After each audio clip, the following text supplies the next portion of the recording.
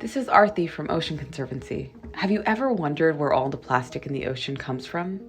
We're sold plastics as the cheap option, but the real cost is staggering to our ocean, to our climate, and to the communities living near where it's made. I recently traveled from Corpus Christi to Port Arthur, Texas, and what I saw was eye-opening. Plastic is made from oil. It's no coincidence that the biggest oil refineries in the country are in the same towns as the biggest plastic production facilities.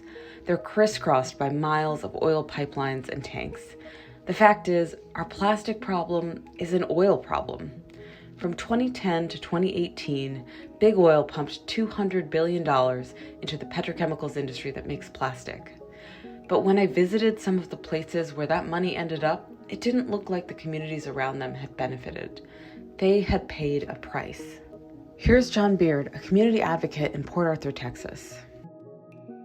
Because Port Arthur is shifted from becoming a city where you could come and make money and establish a good living and a good life to one that is now largely harmed by poverty and a lack of economic resources. 2/3 of the city of Port Arthur, a city of 57,000, are considered to be economically disadvantaged. That is, a family of four living on less than $35,000 a year. Even though tons of money has flowed to facilities, the people who live around them, mostly in Black and brown neighborhoods, have seen their property values drop. And this is because of decades of pollution, a lack of investment in their communities, and now the impacts of climate change like hurricanes and floods. In Corpus Christi, the story is similar. Neil McQueen, a local activist, told us more.